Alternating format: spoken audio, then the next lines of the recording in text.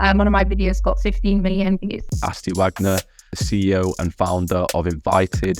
Streamlined influencer marketing, 15,000 followers within like 2 weeks. Was more difficult to kind of manage that. It's a very kind of simple self-serve platform, but it's actually very advanced. We've got a world-class platform, ready to go international whenever we're ready. It's already in every single language. So we're a very exclusive communities. But now the average followers on the platform is around 110,000. If I wasn't doing this, I'd probably be doing another business. 5 to 10 years, where do you want to be? Definitely in the next 5 years, I want to be operating in, New York, LA, Hong Kong. Yeah, if you've got an idea, then just go for it. Thank you everyone for joining us for another episode of the CEO Journey podcast, where we talk about all things business and entrepreneurship. Today, I'm joined by the CEO and founder of Invyted, Asti Wagner. Thank you so much, Asti, for joining us on the podcast today. Really appreciate your time. To the viewers who might not know you out there, could you just briefly introduce yourself, who you are, what you're about, and what you're doing with Invyted? Of course. Well, yeah, thank you, Tom, for having me. I'm very excited to be here today. So I'm Asti, and I run this influence marketing platform called Invyted. As a very broad kind of overview, we are a very unique influence marketing platform built on my experience as a food blogger on Instagram. My handle is Eatwithast, which I started a couple of years ago, just kind of sharing my experiences eating out around London, and managed to grow a following on there. And yeah, with that experience, I basically wanted to create a platform to streamline influence marketing for kind of in-person business and events, which I've now built with Invyted. So I look forward to talking more about that today. Yeah, that's amazing, Asti. And one thing I noticed was the Eatwithast page, which I think's got about 40k followers. So you're doing amazing things with that. Are you still doing that currently, or have you just sucked that in to say? So I absolutely love doing that page. That was definitely how this whole thing came about. As I said, I started up around 4 or 5 years ago, honestly, as very much a hobby, just kind of sharing experiences when I would go out to restaurants in London, or just would go out to eat. I would just take photos and videos. I love creating content, kind of all different types of content. So we'd kind of share this out. Initially, it was just my friends following it. Actually, a couple of my videos ended up going viral, which actually helped my kind of following grow from like less than 500 followers to over 10,000 in 9 months. And then ever since that point, it's just continued to grow. As you mentioned, now on over 40,000 on Instagram, which is crazy.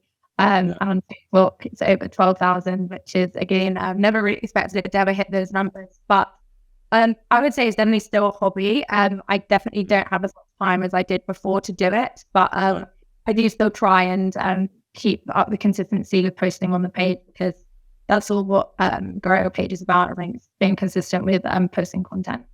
Definitely.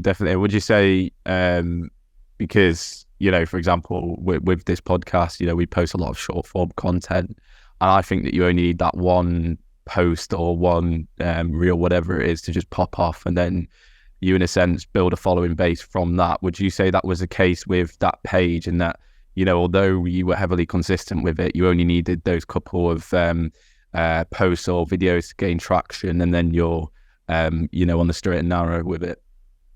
Definitely. I think obviously you do need to still be consistent in posting. Some videos might go viral, get quite a few thousand views or even millions of views. Some posts you might post out, they might completely flop. But in my case, I did have a couple of videos that got over 1 million, and then the one that really got my account to grow 15,000 followers, again, after the 10,000 mark, within like 2 weeks, was one of my videos got 15 million views. Wow. It was crazy. It was just a compilation of a lot of different restaurants and food I had eaten. So it was quite a funny video, but that was the one that got over 15 million views on Instagram, and that got me to 30,000 after the first 10,000 milestone. Yeah. That's crazy. And do you reckon there was anything like special that really stood out from that video that probably put it in a position to get 15 million views compared to your other content, which didn't do as well as 15 million views. The 15 million views is absolutely nuts. Yeah, it was crazy. I think, honestly, there was nothing special about it. I think definitely the algorithms on Instagram and TikTok are very random. You know, sometimes a video will just go completely viral. I think the video that I posted, I think it was to kind of a trending sound. Obviously, that always helps with pushing the content out to different audiences.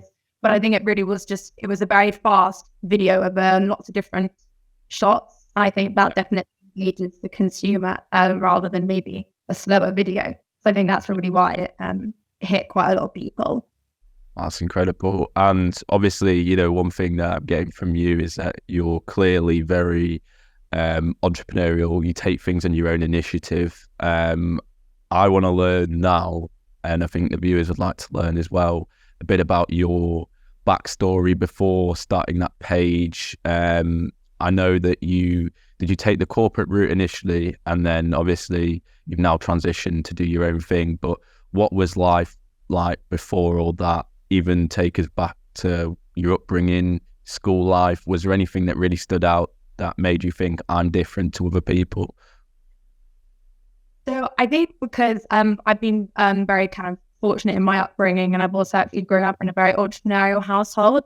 So my father has been a tech entrepreneur for ever since he was 21. So I've very much grown up around that, seeing the ups and downs of running a startup and growing a business. And I think I've always, ever since I was younger, wanted to start up my own thing, but I never had a real kind of concrete idea of what I wanted to do.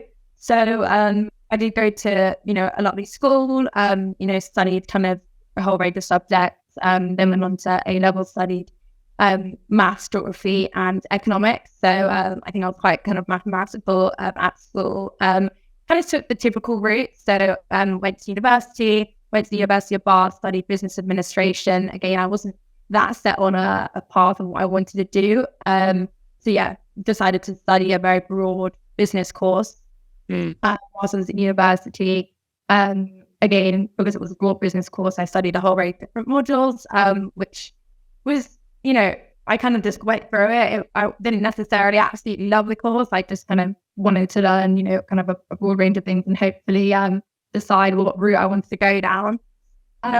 And unfortunately, a lot of my uni experience was during COVID. So out of the 4-year course, I actually had 2 years kind of out of uni, I'd say. It was very much online lectures and things like that. But my course specifically had a 1-year outplacement, which split into 2 6-month placements. One of them was at Ferrero, which is the chocolate company. I was studying, I was working in the marketing department there, which was great. Really good experience, really cool company to work for. And then the other 6-month placement was actually at a PR agency. Was really obviously into kind of social media, creating content, things like that. So worked at a PR company for 6 months. And it was actually during that time where my account, my food account, I was putting a lot more effort into that. And that's kind of when it grew to the initial kind of 10,000 mark. And whilst I was working at the PR agency, I actually, we were working with a lot of influencers, reaching out to them, inviting them to various events and, clients for, free meals and things. And whilst I was there, it was obviously a very manual job. It was literally me messaging, emailing, DMing these influencers, inviting them to various things. And I mean, I was doing it, but it just took a very, very long time. It was a lot of kind of back and forth emails. Half of the influencers wouldn't reply. I kind of, was obviously going through this kind of experience and going into the back of my mind thinking that this whole process is crazy. And actually when I, throughout that kind of 6 months, then I grew a following on my own account. So when I actually hit the 10,000 mark on my food account, I started to get contacted a lot by brands, other agencies, a whole range of different people inviting me to events and things like that. And again, I kind of saw it from the influencer's perspective where it just does get you get completely overwhelmed with, DMs and emails, and it just gets very, very difficult to manage. Sometimes, I'd arrange to go for a free meal in return for content, and it would take weeks to actually arrange a simple meal, which I just found ridiculous. So with kind of my experience in both the influencer side and the agency / client side, I just thought, you know, there has to just be a platform out there to kind of streamline the process. Definitely. And so you were growing that account whilst obviously working a full-time job, which is pretty difficult. How did you find that balance as a whole? And did you feel like people, like, did your work slip in a sense? Because, you know, sometimes when you've got a focus and you know that focus is actually what you want to do, and then you're working another thing and you're like, oh, well, yeah, this is just a side, you know, it's paying the bills, etc. But I don't really see myself doing this for the next 5 years or 10 years, whatever it is. Did you find that balance difficult? And what did you do to help you cope with it? But I think, yeah, while I was working at the agency, I mean, I hadn't started Invyted at that time. It was kind of just balancing that and my food account, which I would still luckily kind of make money off. Sometimes brands would pay to post them, which is obviously great. I think it was actually when I went back to university after that second placement for my final year, after lockdown, which is when I really thought, okay, I need to get onto this now, and kind of start Invyted.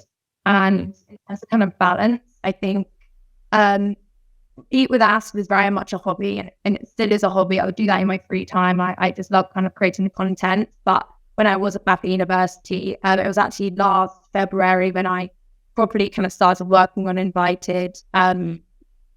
That was more difficult to kind of manage that, and finishing my university degree, I would say that was more difficult to balance. But again, I would just kind of, my days would be kind of structured around my lectures, and obviously set just kind of different time aside for that, and kind of working on the business. Definitely. And obviously, like, what was the process when you transitioned and you thought, look, I really want to start Invyted? How did that idea come about? And like, how did you put everything in place together so you have that one platform essentially? Yeah. So as I said, it was last February when I really said, okay, I'm just gonna go for it, and do it. Obviously, the support from my family and friends. They said, obviously, as I mentioned, my father's an entrepreneur, and he's very much that just go for it if you've got an idea. So I raised a bit of money at that time, and luckily found a really amazing tech team to kind of help me, you know, build a prototype and, you know, an MVP for the platform. I actually kind of sketched out exactly what I thought I wanted the app to look like. We kind of showed it to the tech team, and then we actually spent the majority of last year building the platform. So ever since that point, when I kind of drew the prototype, we've kind of just been building on that.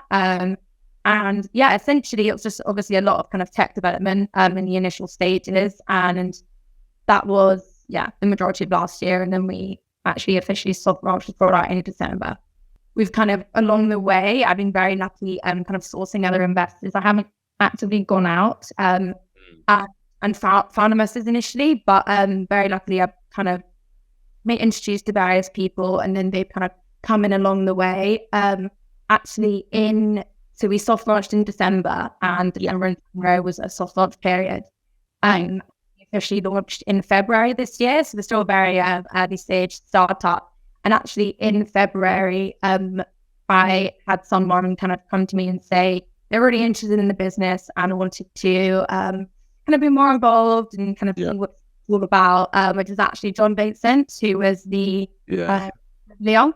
So he came to the launch event in February, and very shortly after that, I kind of spoke to him about the business and everything, and we kind of discussed the opportunity, and essentially from that point, he joined me as an investor and partner for the business, how we kind of properly roll it out and help me on like the growth plans and commercial units. So he was kind of the first proper kind of external investor, I'd say. And ever since then, we've kind of had all the people interested, which is great. That's amazing. And that initial 200k, was that sourced through external investors, families and friends? How did you go about so family and friends? And obviously, sorry, Asti, I interrupted then. My apologies. Sorry, no, I was saying the initial money came from family. Family and friends, okay. And like obviously, you know, you still have to get family and friends to put money in. You have to still have something viable, and you have to have something to what they think, you know, yeah, I can put money into this and see a return from it. So what did you have in place to really get that initial 200k? Because 200k is quite a lot of money to have that initially. Yes, I definitely think that I mean, the whole kind of concept of Invyted being a platform to really, you know, it's a very, I'd say, you know, opportunity, because of course there are loads of influencer platforms out there, but at the time there was nothing really focused on these in-person, you know, invites and events. And initially kind of starting out in hospitality, rather than kind of, you know, big brand campaigns. Yeah. So when I did my research when we started the company, there was nothing really in the market. So that kind of is one obviously major point that people kind of bought into. I also just think that obviously the whole influencer world and social media is definitely growing, and the whole industry, I think everyone's kind of realizing the potential for it. And I think obviously kind of with my tech team, they're very kind of advanced. We've very much built the platform to be, you know, kind of up to scratch. It's very kind of advanced. It's a very kind of simple self-serve platform, but it's actually very advanced. And we've got a lot of different things in place. For example, we've kind of connected with the APIs with Instagram and TikTok in the back end. So we track all the content shared post visits, you know, when influencers go to these events and things like that. So, you know, it's much more than just getting an influencer into your restaurant, for example. We actually have a lot. It's very much a data-driven platform, I'd say, which you buy into, which is obviously which does differentiate us from the agencies who are, you know, it's a human team. So definitely. And when you got that funding, were you thinking to yourself, look, I know exactly how I'm going to spend this. It's going to be X, Y, Z, or were you like a bit overwhelmed with it because, you know, you could put it into anything, and it's really about allocating that funding in the best way possible to get the most optimal outcome? So, you know, what was your plan with that, and did you have a plan in set so you know exactly where that funding was going to be allocated? Yeah, so most of the funding actually, even to date, really has gone to building the tech. We just really got a world-class platform, you know, ready to go international whenever we're ready. You know, it's already in every single language, and, you know, kind of ready to be scaled worldwide. Remember from the very, very beginning, I was told, make sure you do that from the beginning, so when you get to the point, you don't have to spend months more on development. So, I think definitely the money has been well spent, but it's been very much on the tech, and only up until around February time, it hasn't just been me and the tech team. Definitely. And the MVP, so the minimum viable product, so your prototype in a sense, what did that look like, and how did you go about building that? Was that very tech focused, or was it very simple in a way? So it was, in terms of MVPs, it was quite a kind of advanced MVP, I'd say. I definitely had a lot of different ideas and features that we wanted to put into the platform, and we are very much still building today. We've got a very long roadmap of other features we want to implement. When we initially launched our MVP in December, we did have already quite a lot of features. It was kind of for basic use, essentially. So we had our invite feature where any influencer can basically log on to our app if they've been accepted. Something to mention about our platform as well is that we're a very exclusive community, so we only allow 10,000 or more followers onto the platform, whether that's on Instagram or TikTok. So not everyone can have access to the app, but once an influencer downloads our app and gets access, then they can basically scroll through the offerings and book in, for example, to a restaurant or a venue for an experience or meal. And we also had events at that time as well. So if a brand wanted to do either like a 10,000 brunch event, just an influencer only event, or say a larger Christmas party, we could facilitate that as well at that time. Those are the features that we had at that time, and kind of from February, we've launched a couple other features as well, just kind of on market demand and what our clients kind of were looking for. And we've got a lot more kind of coming soon, like with hotel stays and gifting and things like that. So Yeah, definitely. And I guess a burning question I'd like to ask you as well is that obviously it's, with it being a marketplace, there's two sides to it. So you've got the influencers and then you've got the brands or the businesses that require the marketing. And that can be difficult because you have to have both sides for it to work. And I don't know if in the earlier stage of Invyted, you were reaching out to those influencers, you were reaching out to those brands, or was it more of an organic thing where they're coming to you rather than you actually putting yourself out there? So initially, what I wanted to do was definitely launch the product in December with a good group of influencers, because that obviously would attract the brands to join us initially. So I'm very lucky from my own kind of personal network. I've actually met a lot of the top food bloggers and lifestyle bloggers in UK, various events that I've been to. So we actually had around like 100 influencers sign up within like the first week of going live, which was really, really great in December. And all of like the brands kind of join on very, very, very quickly, because obviously the first question they ask is how many influencers do you have on the platform. And then honestly, ever since that point, obviously there was a bit of manual work on my side, reaching out to people on Instagram, just saying, why don't you join our app? And a lot of the time they do, because it's free for influencers to join us. But then, honestly, ever since that point, it's just been kind of word of mouth and growing organically. Obviously, the influencer marketing world is lucky for us because obviously when we started having offers and events, from December, a lot of our posts and tag Invyted as well at the same time. So every time content goes out, we get promoted. So we've been growing very, very quickly. We've actually just hit 700 influencers this week, with a total, initially I'd say the influencers on our platform had a kind of average following of around like 20,000 or 30,000, which is obviously still pretty good. But now the average follower on the platform is around 110,000. The total follower on the platform is something like over 73 million. So we've got a lot of bigger influencers now joining, which is great. Are you able to say about any, really big influencers you've got on the platform, any ones that stand out, or is it completely confidential? Well, I can say we do have kind of a range of influencers. So I'm not going to mention the names, but we've got kind of a range between food, travel, lifestyle, fashion. We do have some main Chelsea stars, Love Island stars, and kind of other reality TV stars as well. But yeah, this is kind of great. And sorry, do you have to get brands on board as well? So do you have to actually speak to brands, or the for example, when it was initially starting, it was in the hospitality sector, so it was restaurants, a lot of cocktail bars, coffee shops, etc. Did you have to speak to them directly and sell them on your service essentially? So initially, so because we had a group of influencers initially, obviously the brands took a lot more work, I'd say, to actually get them on board. And it was initially just kind of cold outreach to a lot of different brands who could, come on the platform and kind of try it out. Again, very luckily, because I get approached quite a lot through my food account.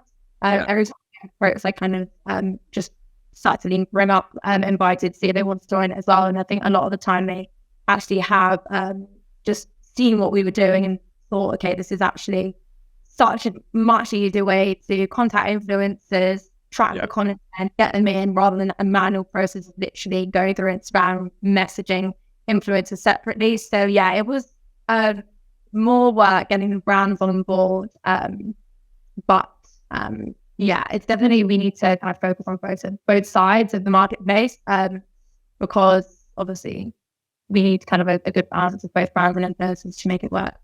Definitely. And would you say without the Eat with Asti page, there would be no Invyted? I think so. I think that was definitely how I came up with the idea. It was, built on my own frustrations as an influencer, I guess, getting contacted and just the whole kind of process being crazy. I think definitely a lot of businesses are born out of personal problems. I think definitely that was how I came up with the idea. And if I wasn't doing this, I'd probably be doing another business, from another problem I would have faced. But yeah. Definitely. And like, I guess that says to me, I know it's cliche, but just leverage social media and just post if you've got an interesting thing. I mean, you're posting about like different food and stuff at these restaurants and promoting these restaurants in a sense, just organically. And you probably didn't think at the time that would have taken off. You didn't think that, you know, a video could get 50 million views and then you're on your way in a sense. So yeah, to me, that just says post on social media and just try and create a business around that, but do it in a way which is organic. Don't try and force it. Yeah.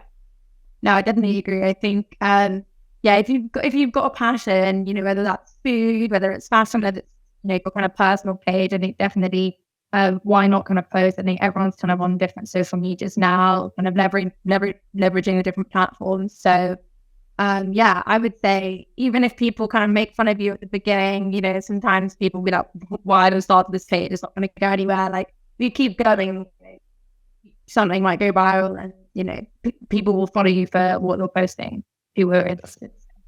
Definitely. And yeah, like obviously you're quite early in your journey so far, but you know, you're achieving a lot, which is just incredible and inspirational for anyone out there.